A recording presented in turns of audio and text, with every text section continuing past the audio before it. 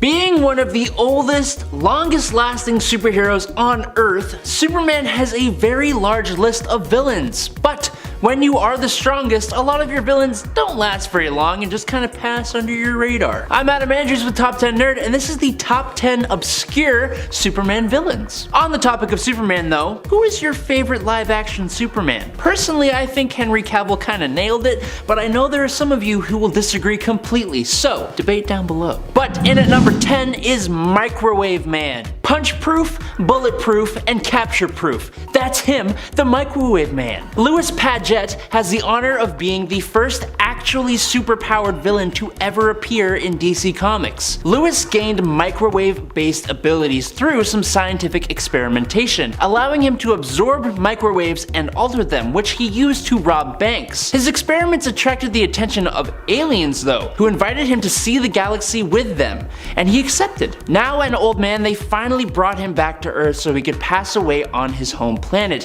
However, when he discovers the existence of Superman and that his microwave powers have increased thanks to how much more microwaves are used in the present time, he asks the aliens to make him young again so he can experience a fight with Superman, even though he knows that the strain of it will kill him. They agree. And so during the fight, Superman comes up with a way to defeat him, but the aliens tell Superman about how Louis will pass away afterwards, so Superman lets him win. Number 9, Toyman. Toyman is a little less obscure as he is a long-lasting character. He's just so freaky and weird, and I wanted to talk about him, so here we are. Winslow Schott was a very talented toy maker. He was bullied as a kid, and as an adult, a businessman who owned an arms manufacturer tried to convince Winslow to sell his toy designs in order to be turned into weapons, which was absolutely not cool with Winslow. Unfortunately, the passing of his android toy wife, Mary, forced his hand and he had to sell out. He took revenge on the businessman though with an exploding teddy bear, and thus the Toyman was born. He can go from a goofy mad scientist to a psychologically disturbed tragic figure in his stories. The worst part is every time he attempts to salvage his reputation and do something good, something tragic usually drives him further into darkness. Number 8, Manchester Black. Technically, Manchester Black is supposed to be an anti-hero, apparently, but like almost everything he's done feels like a villain kind of thing to me, I don't know. Manchester Black is actually a pretty strong telepath and telekinetic, and he did kind of horrible things with this power. Like on New Earth, he ended up revealing Superman's secret identity to all of the villains and even made Superman think that Black had taken the life of Lois Lane in an attempt to make Superman break his oath and kill Black, which didn't work. On Prime Earth, he discovered Superman's secret identity, made some aliens become the Kent's neighbors in Hamilton County, captured Superboy and nullified his powers for a while, forced him to watch images of Lois and Clark fighting the Elite and suffering, and then he returned his powers and used John against his father, Superman. How have I never heard of this guy before? I don't know. At number 7 is Extant, I think.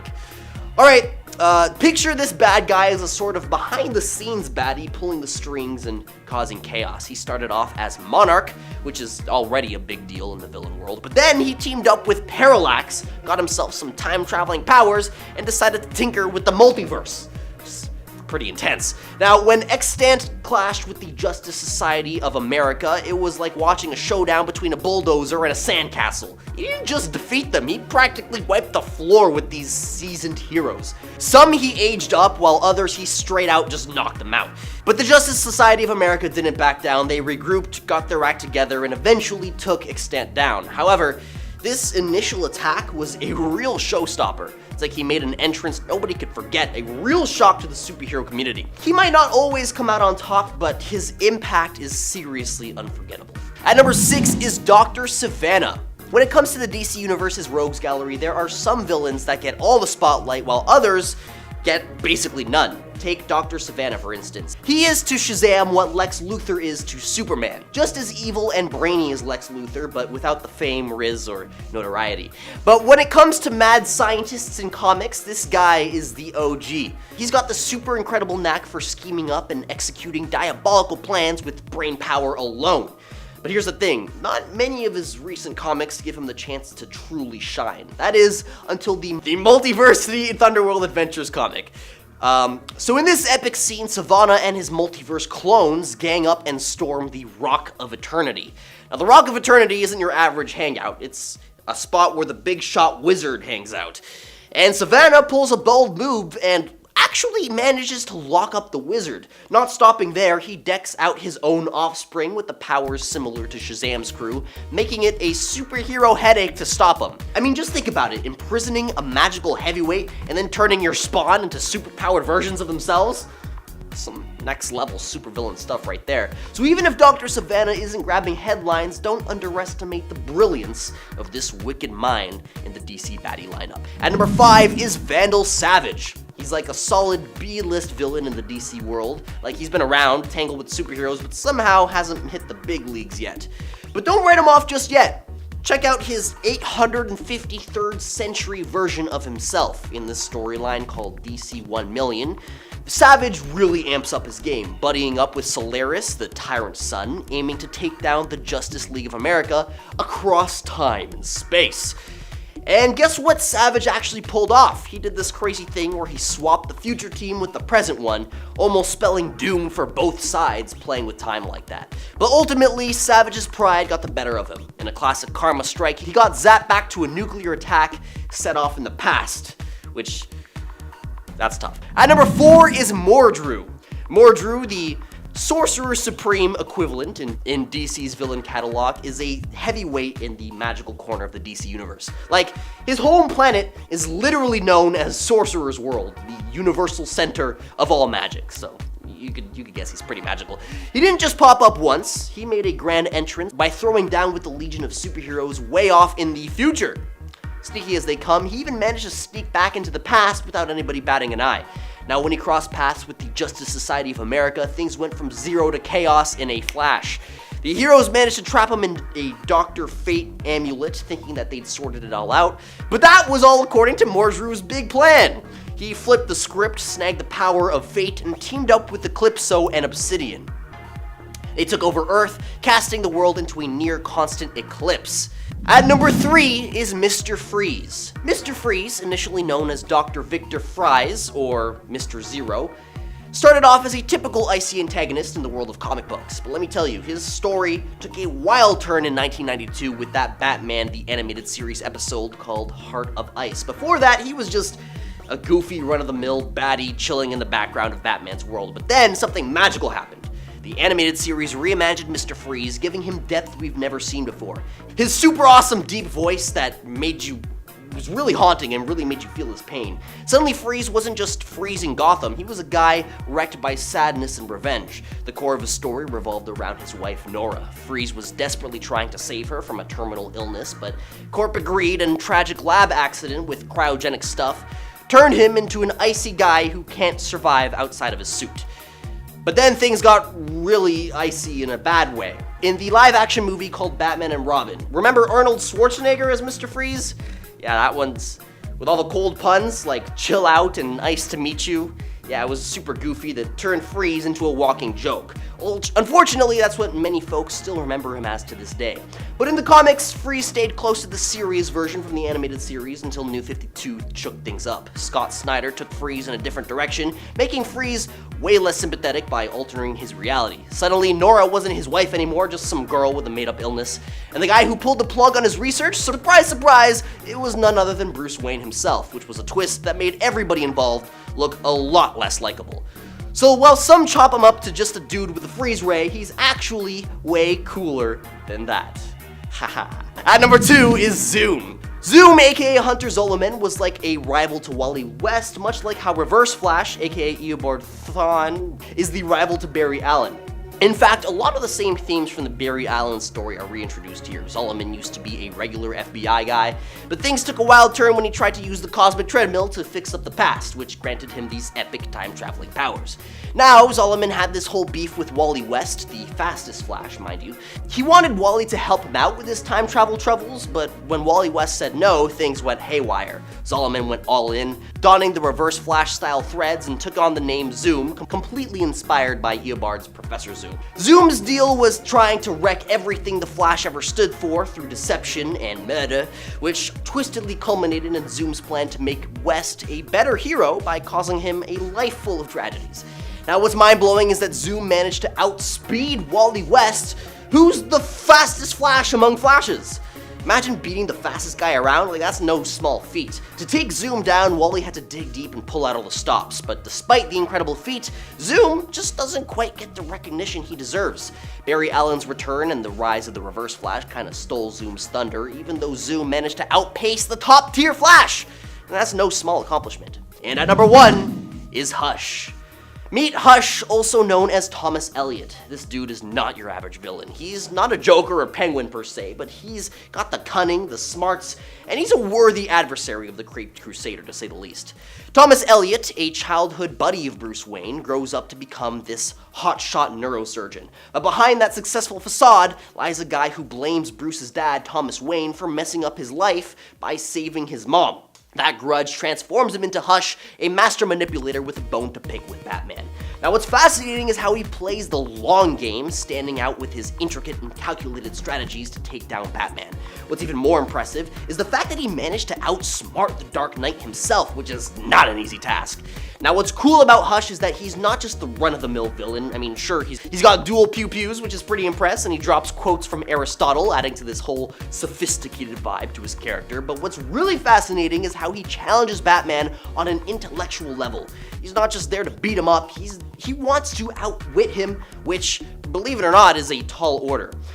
Now the thing is, even though he's not as famous as some other Gotham villains, Hush managed to give Batman a run for his money, which is a super big deal. Like, imagine going toe-to-toe with the smartest kid in class and almost acing the test. That's Hush for you. He's underrated but seriously impressive in his own. Cavalier actually started out as a vigilante with a prowess in fencing. He was even shown to be better than Batman at fencing, in fact. Batman decided to let him remain operating as a vigilante after clashing with him, but Cavalier was pulled into a life of crime after falling in love with a woman who was responsible for taking a life. In the end, he was forced to surrender and choose to give up his life for the woman that he loved. Honestly, while kind of a weird villain, I feel like Cavalier doesn't get enough love. His character and story could have evolved into something really cool, it could have continued, but instead, the only other time that we see him, primarily, other than of course Legends of the Dark Knight and Blackest Night, where he comes back to life because Blackest Night, is in a Suicide Squad series during the Prime continuity, where he's basically used as cannon fodder for the purpose of their story. Because Suicide Squad. What villains do you feel don't get enough love in the comics? Let me know down in the comments. Just because you are considered a low-level thug, or in Fleet Delmar's case a supposed freedom fighter, doesn't mean you can't rise above your rank and become something much greater. That is just what Fleet did. He ended up getting his hands on some alien tech that allowed him to move up to the next level when it came to his rank as a threatening and powerful Batman villain. He was supposedly apprehended by Batman years before, who had tormented him with fear gas as punishment for his crimes. This experience apparently led to him losing his eyes and becoming blind, which is why he decided to seize the alien tech and use it to get revenge. The helmet he wore granted him psychic powers, allowing him to read the minds of his opponent and counteract their attacks easily in a fight. The helmet also allowed him to absorb energy blasts, which at one point allowed Karma to take on both Black Lightning and Batman at the same time. Hush has managed to pull off some of the most horrific schemes over the years and gotten under Batman's skin many times. In Catwoman's skin even. Quite literally, when he stole her actual beating heart. Thomas Elliot is not only a powerful villain because of his intense vendetta against the Wayne family and Batman, but because he also is often shown to have the skill and the strength to match Batman, as well as the cunning. He has taken Batman on in hand-to-hand combat and fared surprisingly well, and he's managed to set into motion outlandish plots like impersonating Bruce Wayne by giving himself plastic surgery to make himself look nearly identical, then capturing and threatening the real Bruce Wayne's life and threatening to disfigure him so that he could just permanently take his place. And yet still, Hush is one of Batman's lesser known villains, simply because he's really only had a few prominent moments in the comics. Number 7. Master Jailer. Master Jailer became a character in a time when DC was struggling to find stories for the Man of Steel. It's kind of hard when you have a character that can pretty much do anything he wants to. So for Carl Draper, he made a fortune creating foolproof containment units for maximum security prisons. He started to become a villain, however, when he decided to create a containment unit for the strongest superhero on Earth, Superman. Didn't really go too well for him though, but his real power emerged when, thanks to that Manchester Black guy, Master Jailer learned Superman's true identity. In the newer continuity, this guy only lasted a real-world month after he joined the Suicide Squad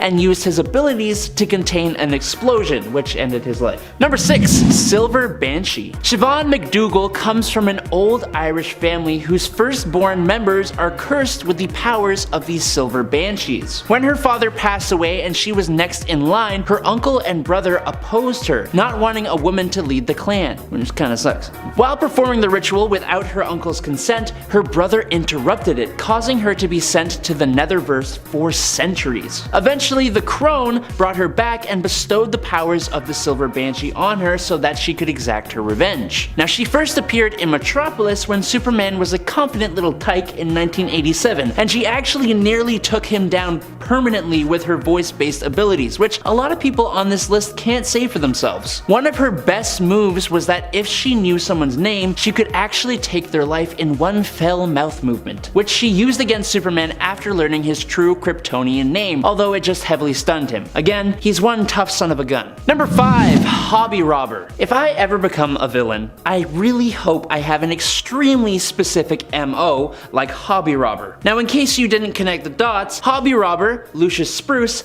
has a thing for stealing people's hobby-related items, which is honestly so underrated in terms of how absolutely annoying that would be. Like, could you imagine being a painter or someone who makes model airplanes or something like that, and he just keeps stealing your paintbrushes or like your tools? It would drive me up the wall. For Superman, the Hobby Robber decided to set himself to stealing from Clark Kent's clock collection. You didn't know Clark Kent had a clock collection? Well, you're not alone, because I think he has only ever had it the one time Hobby Robber appeared back in Action Comics number 73 in 1944. Number 4.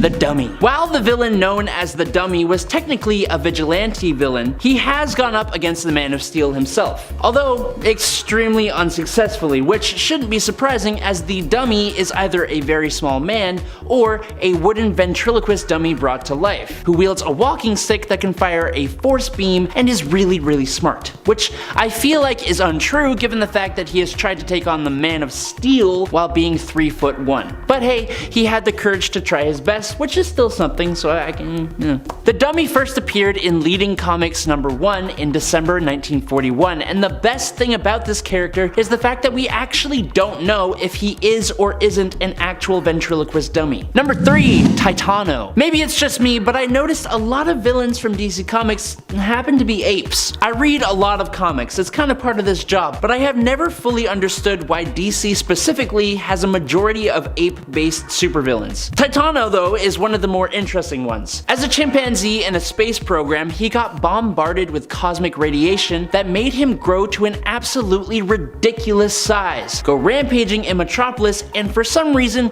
he can now shoot beams of green kryptonite radiation out of his eyes. It's a perfect ability to use against Superman, which is crazy how that works. I don't know. The kicker for me, though, is how Superman defeats Titano by throwing him back in time to let the dinosaurs just deal with this massive ape. Number 2. Mr. Z, or Mr. Z, whichever you prefer. Now, I'd be lying if I said the concept for Mr. Z wasn't at least somewhat cool. His whole shtick is being immortal and traveling through time to trap famous people throughout history in a crystal that sits on top of his walking cane. Now, Superman, being one of the most popular and important heroes, obviously meant there was going to be at least an attempt to get inside that crystal. Unfortunately for Mr. Z, Superman's Kryptonian heritage just means that he is invulnerable to the crystal. Not only invulnerable to it, but he can overload the crystal, destroying it and releasing all those trapped inside. Jeez, I wonder why DC started struggling to make Superman stories interesting. I don't know, maybe it's because he can just do whatever he wants. As for Mr. Z, he would face Superman twice more, once back in 1943 and again when the pair got stranded on an island and Superman got rescued, but Mr. Z was literally just left there to starve. How heroic, Superman, how heroic. And in at number 1 is Blue Matt. Here's how obscure Blue Matt is. On both of the wikis I checked out for this character, there was basically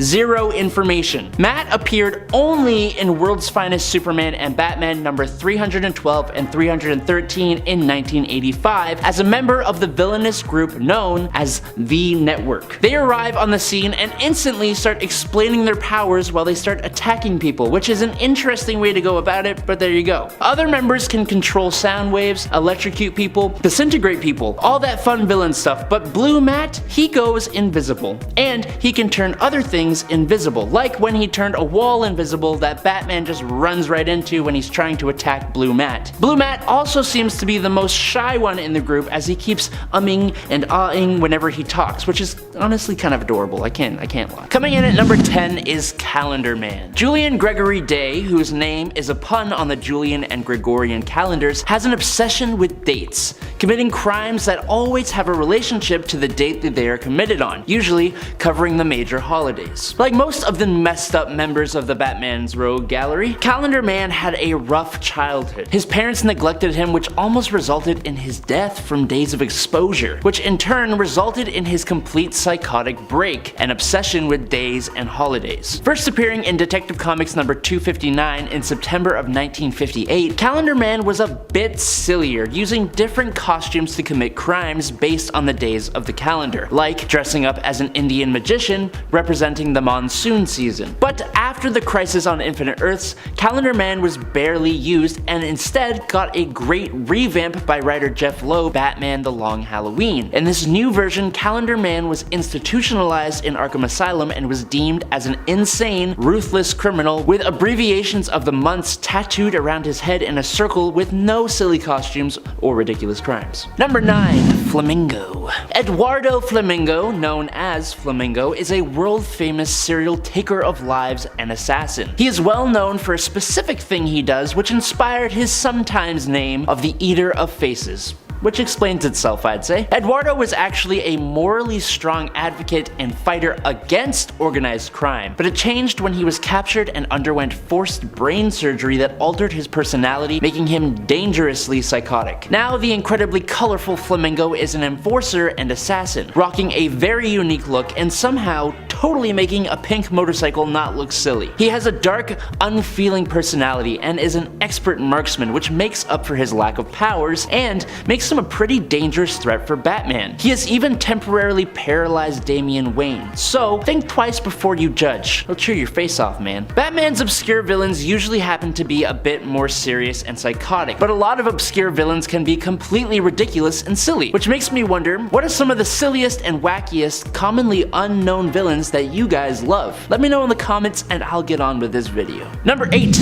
Humpty Dumpty. With his house being demolished, his dog being run over, and his parents being crushed by a Christmas tree on Christmas, things weren't too great for Humphrey Dumpler. He was mistreated by his grandmother, who he was forced to live with, and because of his appearance and mental capacity, he was bullied. Of all things, the last straw for Humphrey was missing a subway train. Humphrey was obsessed with fixing things, and since the missing of the train, he started going out late at night to disassemble and reassemble mechanical devices which had upset him in some way. But since he wasn't very intelligent and all the info he got was from books, the things he fixed actually caused a lot of accidents. The first was the same train he missed, which then crashed. Now going by Humpty Dumpty, he was tracked down by Batgirl, who dislocated her shoulder, saving him. Humpty Dumpty fixed her shoulder, but then also revealed that he had evolved from disassembling devices to disassembling and reassembling people. Namely his grandmother, who he believed had to have been broken and in need of repair. So he took her apart, then attempted to sew her back together again with bootlaces. Wow, that got really dark, like really quick.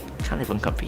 While Punchline might be new on the scene, she did go toe-to-toe with Harley Quinn, herself known for being a pretty deadly and unstoppable villain when she wants to be. Hello, Harley Quinn did take on the Holy Trinity all together at one point, and Punchline, when she faced Harley Quinn, she came out on top. Surprisingly. Punchline sliced Harley Quinn's throat and left her for dead in the sewers below Gotham during Joker War. But of course, Harley would recover because she is still Harley frickin' Quinn. Still, Punchline's victory was surprising for her being such a new and unseasoned character and baddie. So I think we learned then that she is a force to be reckoned with and is definitely a character to keep our eyes on. Punchline seems to enjoy fighting with stiletto daggers and dreaming up her own deadly brews of poison, even creating her own special brew of Joker venom during Joker War for Batman, which gave him his own pretty bad trip. Pretty much everything about Owlman from Earth 3's crime syndicate is surprising and intriguing. He is the evil counterpart to Batman, but is not Earth 3's version of Bruce, technically. Instead, he is Thomas Wayne Jr., who on his Earth was Bruce's elder brother. He himself plotted to kill his parents as he believed they were mismanaging the family's wealth, which of course would end up being his inheritance. In the end, Bruce refused to help Thomas and even attempted to convince him to not go through with his plot. So Thomas Jr., saddened,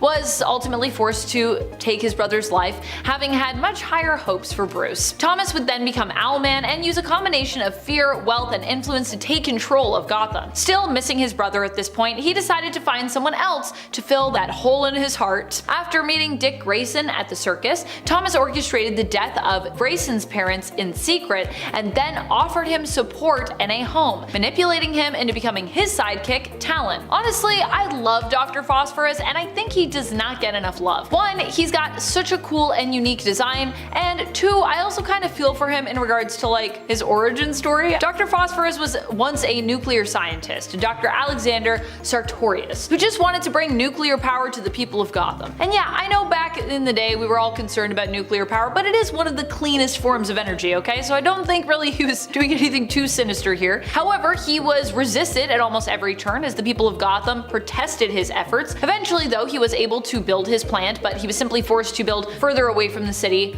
on the sea. The plant tragically did have a meltdown, which resulted in him being transformed into the monstrous looking Dr. Phosphorus. Sartorius, I believe, saw Gotham as the enemy since they had so vehemently opposed him, forcing him to relocate his plant. And so he decided to get revenge on the city, but of course he was stopped by Batman, and would be thereafter. Kite Man is often relegated to the C-list villains in the DC universe. He's often considered one of Batman's lamest villains, and yet via the Harley Quinn animated series, he saw kind of a revitalization of his character, with him even getting a solid fan base due to how he was depicted in the show. Kite Man, while an all-around good guy in the animated series, is still considered to be a villain in the animated universe and the comics, albeit still of course a C-list one. And yet in the animated show, I feel like what makes us love him so much is the fact that he's working hard to try and make a name for himself, and that's kind of a huge part why I think people love him in the show. That and the fact that he seems fairly comfortable with just who he is, even though he isn't necessarily, you know, a top tier villain and he knows it. It doesn't mean that he doesn't try, and it doesn't mean that he is ashamed of who he is or even his gimmick. Hell yeah, Kite Man. Brother Eye in Future's End is an entity that takes over the world. Brother Eye was initially created to be a hero protecting the world from any threat. In Future's End, the artificial intelligence was created by Batman and Mr. Terrific, but its prime directive ended up kind of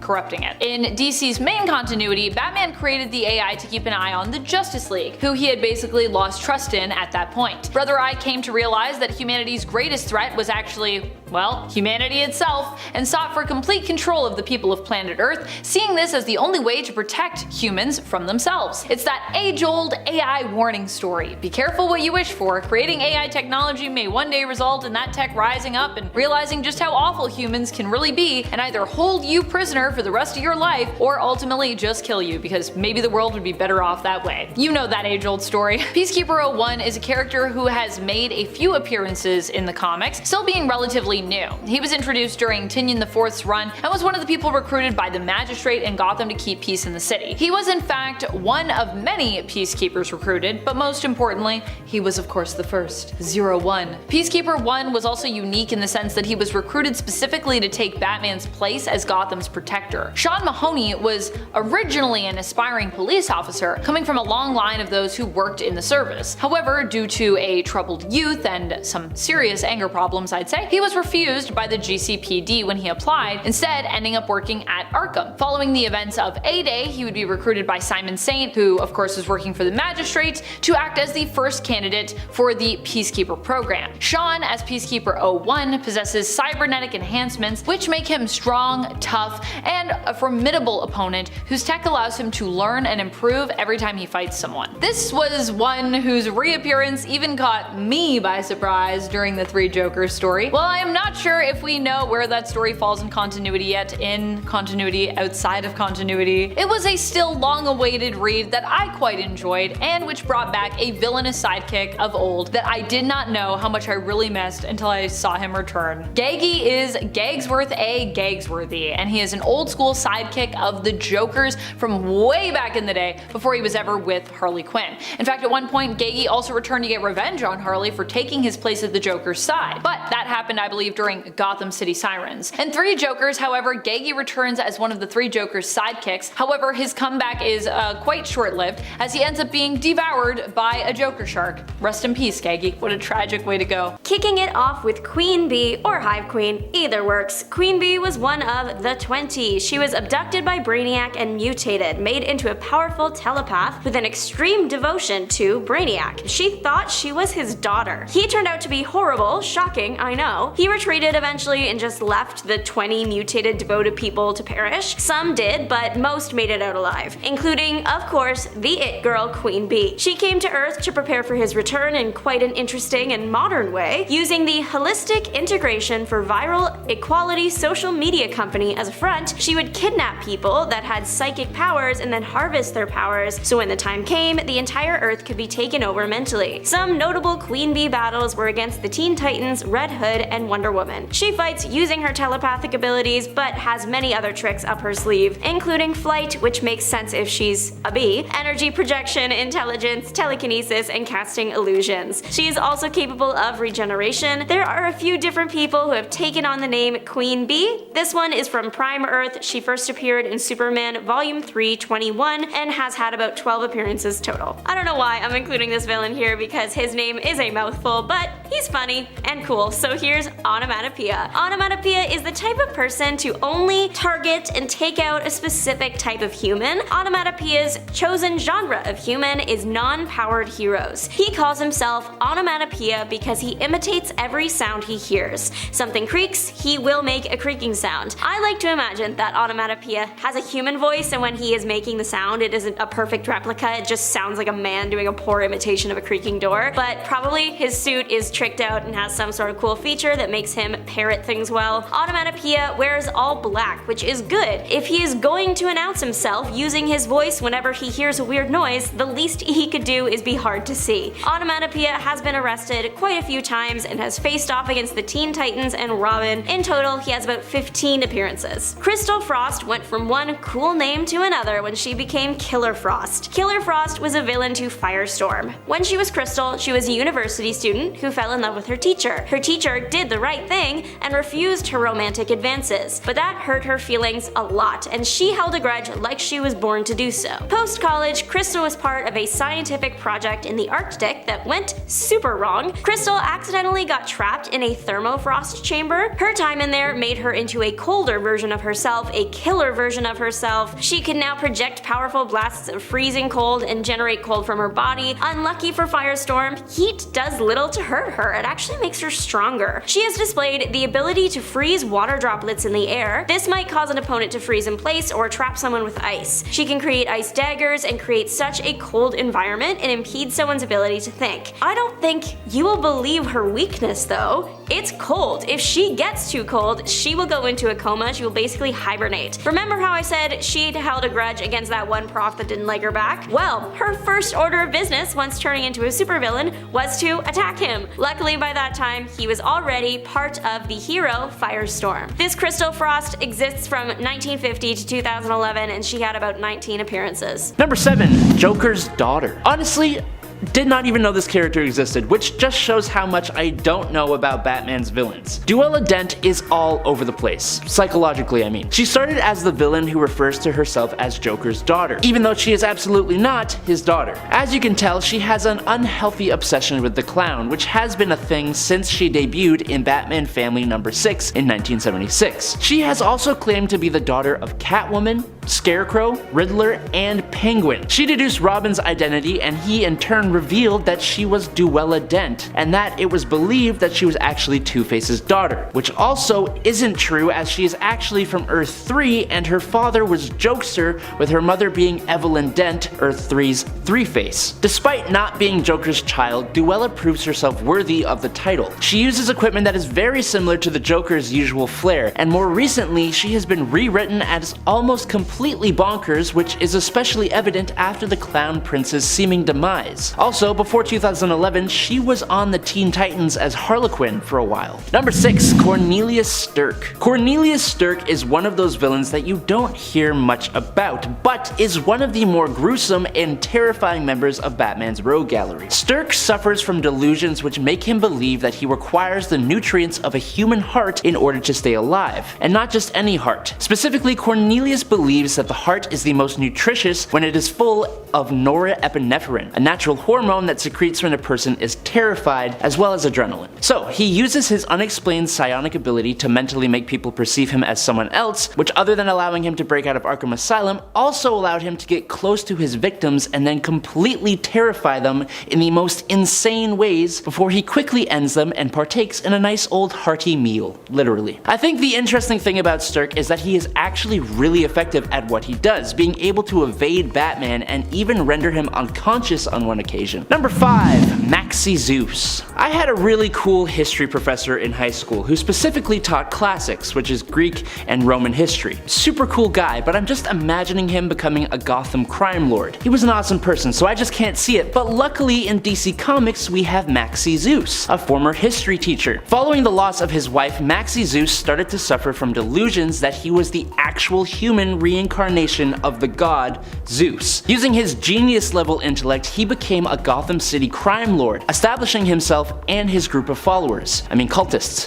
Mobsters. I don't really know. He had a short-lived battle against Batman, and he has been pretty much locked up at Arkham ever since, occasionally breaking out. Most recently though, his randomly super strong and ripped body was used to revive Deacon Blackfire, but this didn't last very long, so it doesn't really matter. Number 4. Colonel Sulphur. This Denny O'Neil created villain from the 70s is an espionage expert with a weaponized artificial hand, a tool he has used to commit very espionage-type crimes. He's very Bond villainy if we're being honest. Colonel Sulphur has a strange sunlight fixation though, meaning he only allows himself to act on his violent urges in the quote, morning's earliest minutes, which is one hell of a specific yet very obscure time frame for criminal activity. He did actually prove to be a bit more of a threat when he joined the Army of Crime. When the Army of Crime's activities were challenged by Batman and Superman, Sulphur used an alien weapon to trap Superman and Batman in a timeless dimension. Sulphur then used stolen weapons to take over Gotham City, but as you may suspect, he was soon stopped by Batman and Superman, who had escaped from the timeless dimension. These things happen.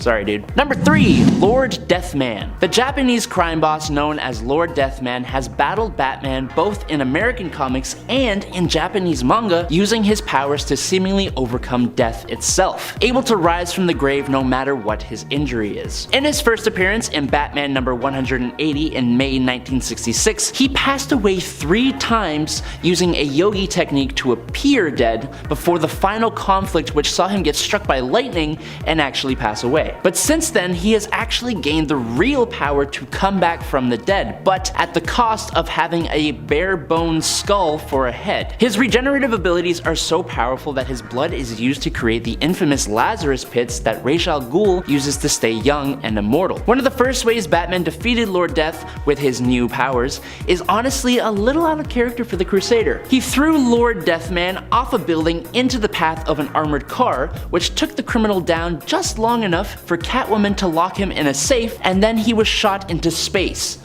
And he still came back. Number 2, the Condiment King. I think at this point, Condiment King is a little more well known, just because of how ridiculous he is. He first appeared in the DC animated universe as Buddy Standler, who was a comedian manipulated by the Joker into being a Batman villain. He became an even bigger joke of a character when he was introduced to the DC Comics as Mitchell Mayo. No, I am not joking, yes, that is his actual name. No one really takes Condiment King that seriously, and I can understand why, although it should be noted that he can totally stain your clothes, and if you're allergic to any of the condiments he fires out of his ketchup, barbecue sauce, and mustard guns, then he can be quite dangerous. What I'm most curious of is the quality of his short-lived restaurant when he temporarily went legit. Can you imagine if he couldn't even get food right? That would just suck. Number 1, Johnny Karaoke. I actually couldn't find a page for Johnny Karaoke on the DC Wiki, so that should tell you just how obscure this guy actually is. Johnny Karaoke is a Yakuza loan shark who has the odd knack of singing into his microphone as he is committing his crimes. A microphone whose stand doubles as a sword that he will pull out on you when you let your guard down from laughing at him. On top of his odd singing career, Johnny leads a little gang known as the Geisha Girls. That's spelled Grrrls, like girls. Very, very fear-inspiring. Maybe not the most intimidating of Batman's villains, not at all really, but this villain is honestly just too interesting to stay buried for too long. I'm personally advocating for the big screen debut of Johnny Karaoke, and it better be comic book accurate. Is Rogglzar? Rogglzar? I don't know. To call this freaky alien dude a heavy hitter is a vast understatement. He's this intergalactic mercenary who's not here to play games. What sets him apart is his intense hatred for Kryptonians.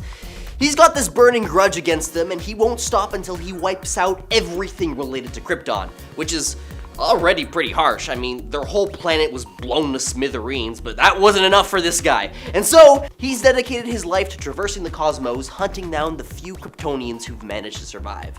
So picture this, when he first showed up, he took on Superman and Supergirl at the same time, and they had to pull out all the stops, not even beating him with their powers, but instead relying on this gadget called the Phantom Zone Projector, just to get the upper hand. And let me tell you, it was not an easy feat to get this guy down. But here's where it gets even crazier. After that, he breaks out with a whole bunch of criminals and jumps back into action, attacking Superman, Supergirl, and General Zod, and even John Kent all at once.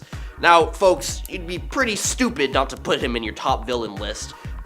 But you gotta admit, taking on these big name heroes all at the same time, some seriously impressive stuff, and it's something that doesn't get enough credit. At number 9, Chari Badiz. I don't know. This dude,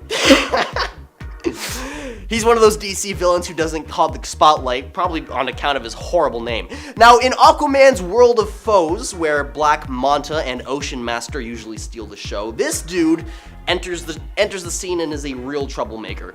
What's cool, or should I say twistedly impressive, is his partnership with Silica. These two were like a villainous power couple causing mayhem, but things got seriously out of hand when this dude went full rogue. After Skilla kicked the bucket, he went all in on Aquaman.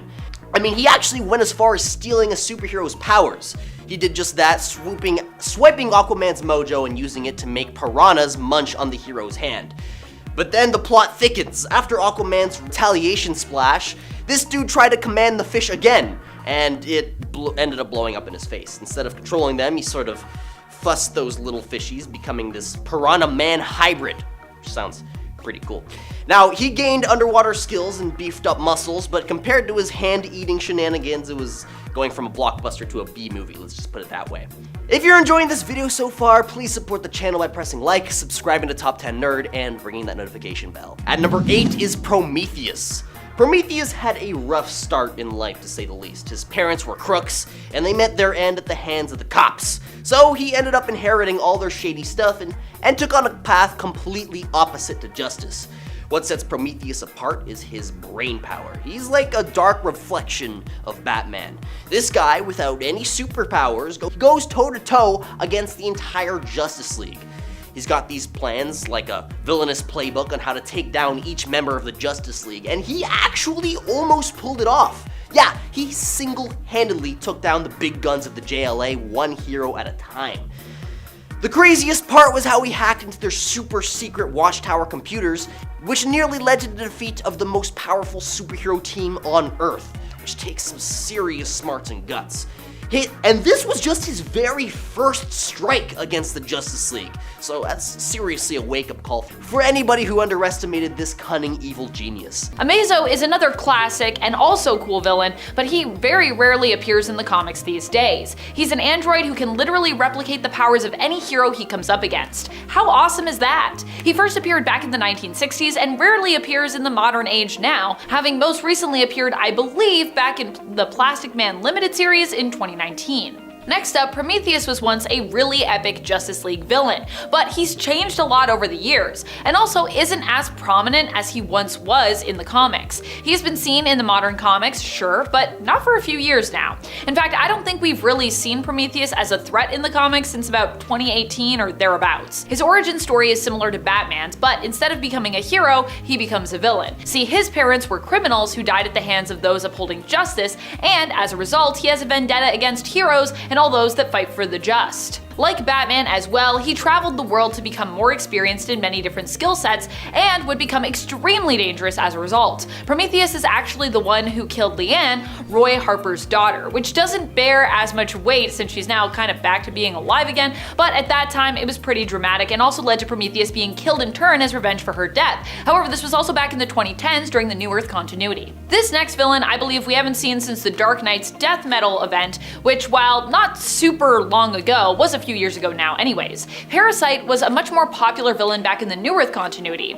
The Rudy Jones Parasite, that is, the original Parasite, not the later versions. However, the fact that there were even other people who took up the mantle after Rudy does show the influence of Parasite was strong enough even to attempt such a thing at one point in time. Rudy Jones was once a regular appearing Superman villain. Initially his story was that he'd been exposed to a biological weapon while working at Star Labs as a janitor, and this resulted in him becoming the villainous energy vampire Parasite. And yet the mighty threat he was once considered is no longer as relevant today as is seen in the revision made to his origin, where he actually got his powers instead from eating a radioactive donut. Yeah, I would say it sounds like a downgrade. They made him goofy.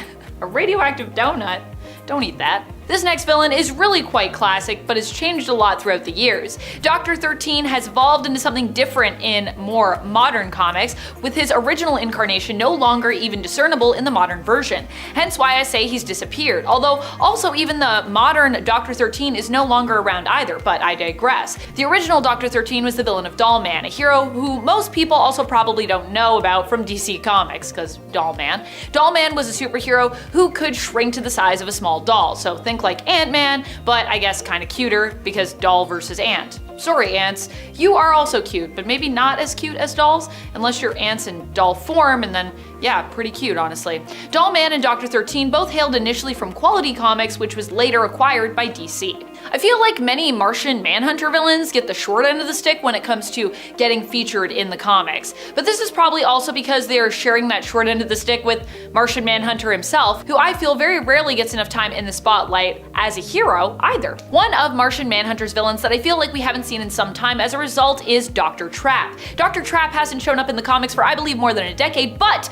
you know who hasn't forgotten about him? The Harley Quinn animated series, baby! They don't forget anyone. Here's looking at you, Kite Man. Dr. Trap did make a small appearance in season 2 of that series. In the show, like in the comics, Dr. Trap is a supervillain who specializes in making traps. He was first introduced in the comics in the 90s, and honestly, he does sound like a pretty 90s villain. He also looks like one too. Next up, we have someone that we didn't even know was around until we found out they were, and then they were basically gone after that. Jor-El is a very interesting one. For years, he, like I said, didn't even really exist. Well, not in the living world. You see, Jor-El is Superman's father, and like the rest of Krypton, for a long time we thought he was dead. However, it would later be revealed that he didn't die, but instead had been spying on his son Superman for years, monitoring his progress. Jor-El was revealed to be the true identity of the mysterious ally turned villain, Mr. Oz, and as far as I can tell, we haven't seen him since he died in the comics in 2019 in Superman issue 15. Jor-El had not perished on Krypton, it turned out. As the world ended, he was spirited away and taken to Earth, where he was corrupted and turned into a villain by the horror that is the cruelty of mankind, which he was witness to. From behind the scenes, he would watch his son's progress and occasionally manipulate the world around him. This next villain is one that I love and that I'm actually really sad is gone. Spook is a villain that you likely won't see anymore in the comics because, well, he's dead. But even before his death, he had pretty much been unseen and unheard of for years. Val Caliban first appeared in Detective Comics issue number 434 back in the 1970s. I've always thought he was a pretty cool villain, a man who worked in architecture and used that knowledge to escape the prisons he was later locked up in, although his costume was definitely a bit goofy. But hey, it made him a good villain to use in the Scooby-Doo and DC Comics crossover comic that happened. Yep, Spook was appropriately featured there. Spook mainly appeared throughout the 70s and 80s here and there, and after returning in the early 2000s, once more breaking out of prison to appear again, he was only a few years later killed off by Damian Wayne, who separated the villain from his head. Poor Spook. I don't believe we've seen him since then, actually, because yeah, he's gone, unless we bring him back. Jane Doe is a very creepy villain, and yet I feel like she has barely appeared in the comics since her introduction. I feel like we simply just forgot about her for some reason. Jane Doe was created by Ryan Sook and Dan Slott and made her first appearance back in 2003. She is a villain who likes to adopt the lives of her victims. She'll follow them, study them, and obsess over them until she feels she knows them inside and out.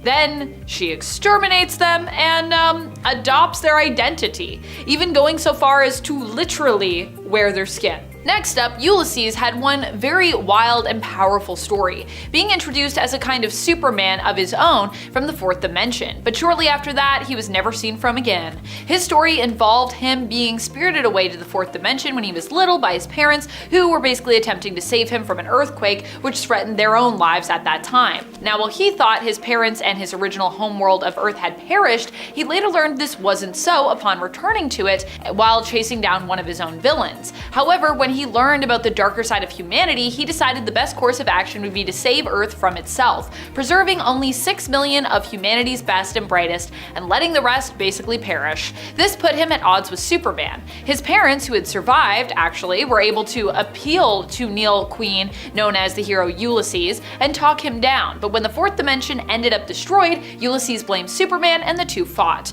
A really interesting concept for a character, but after this story, he never really appears again. Dr. Poison did appear at least in some capacity a few years back. She had a small appearance in the Wonder Woman film that was part of the DC Extended Universe, since rebranded but also restarted and now known as simply the DCU. In the comics, she also appeared somewhat recently, likely thanks to her DCEU appearance, revitalizing an interest in this character. Her Prime Earth continuity version made her first appearance in 2016, a year before the Wonder Woman film came out, and we recently saw her in the Wonder Woman comic in 2022, but we haven't actually seen her since then, and she's an old and amazing character. She was admittedly pretty permanently defeated at the end of the story she last appeared in though, being injected with her own poison and arrested. Talk about a taste of your own medicine. I would join this villain squad purely because of their name and then regret it later. They are the Snake Gang. Each member is based on, you guessed it, a type of snake. So we have Cottonmouth, Copperhead, Asp, and Lady Viper. Lady Viper is kind of like the team's leader, but they take orders from Oracle. The Snake Gang, they fight Batgirl and the Birds of Prey. That is also the name of the comics, Batgirl and the Birds of Prey. The villains have snake-esque powers to go with their names. Cottonmouth elongates in battle and grows fangs, similar to the snake he's based on. His mouth goes white and presumably is filled with venom. Copperhead is very strong and tries to get his arms around his victims to constrict airflow. He also likely has a venomous bite. Asp is kind of like the guy in the chair for the group, who is also in the field. He's the one that stays in contact with Oracle and calls for backup when the gang needs it. Lady Viper has the ability to change her legs into a snake tail. When she does so, she can see in the dark. When she is in this half-snake state, she hates bright light. She has claws, fangs, and an attitude. Copperhead has appeared the most out of the four with 31 appearances. Asp and Lady Viper are tied with 5, and Cottonmouth died in issue 3 of the comic, so he only had 2. Askana is an alien shapeshifter that primarily faces off against Hawkman. She debuted in Hawkman 2. She was an agent for Dr. Hogarth Kane. The form she usually appears in is like a human woman. For her big fight with Hawkman above the streets of New York though, she is stuck in this like green lizard looking form, but half her face is still human. In this form, she is very strong, punching through walls. She also has sharp claws. She is a Hawkman villain, but a bit misunderstood. The reason she fought Hawkman in the sky was because she had to make sure he was a good fighter. He was. The reason she is on Earth is because she was wrongfully accused of committing crimes on her home planet and had no choice but to escape. Oksana has only appeared in the Savage Hawkman comics so far and has about 5 appearances to her name. Someone who is the same but different. We have Spinebender. He is actually a crime committer. He steals. He can get away with his crimes because he is also a shapeshifter. Spinebender has fought various members of the Bat family. He was first up against Batgirl when he stole a bunch of microchips. The chips were important because they had power that rivaled the chips powering the Batsuits from Q-Corps. He made it all the way to Miami before he was found out by Batgirl and Nightwing. He held a grudge against Nightwing for that and later went looking for him to try and eliminate him. In the scuffle between those two, Spinebender broke a street light that electrocuted him to the point where he should have died, but he didn't die. Spinebender is still out there and currently he has 3 appearances to his name. Animal Man's comics are weird enough, but issue 28 actually hurt my eyes to read. So the next 2 obscure villains are Front Page and Notional Man. Animal Man 28 is the first and last appearance for Front Page. He either was born with or grew into looking like the front page of a newspaper. He looks like if a mummy was wrapped in newspaper headlines instead of bandages. He holds his own in hand-to-hand combat and his weapon of choice appears to be a rolled up newspaper, but his main power is the news headlines on him. They mess with his opponents psychologically. Depending on who he is fighting, he is covered in disturbing headlines about that person. Usually it's covering their death. Seeing the disturbing headlines about himself activated Animal Man's animal instincts and he smacked Front Page with his own paper, and now the only headlines Front Page shows are about his own death. As for Notional Man, he made it to 2 appearances. He dressed in all white and is shown to have a heightened sense of smell, like he can smell feelings like guilt and grief and love. He carries around lots of surgical equipment that he uses to fight, his forceps being his favorite tool. Notional Man dresses in a very fashionable suit, and I don't know why. His origin was that he was a phantom pregnancy. When someone wants a child so bad, they imagine they are pregnant when they really aren't. So he is essentially a phantom person. Animal Man also brutally takes him out and his body turns into sludge, I think. That's the end of it. Shazam and Cyborg had to work together to subdue Zookeeper and his Beast Force. Zookeeper is relatively new, debuting in 2016. He appears to have mechanical body parts and excellent fighting skills. He is the leader of a group of animal men. He calls them Beast Force. Some of the animals on his team are a pit bull, warthog, cheetah, bear, gorilla, crocodile, and tiger. He literally has a whole zoo of them. Any animal you've seen in a zoo,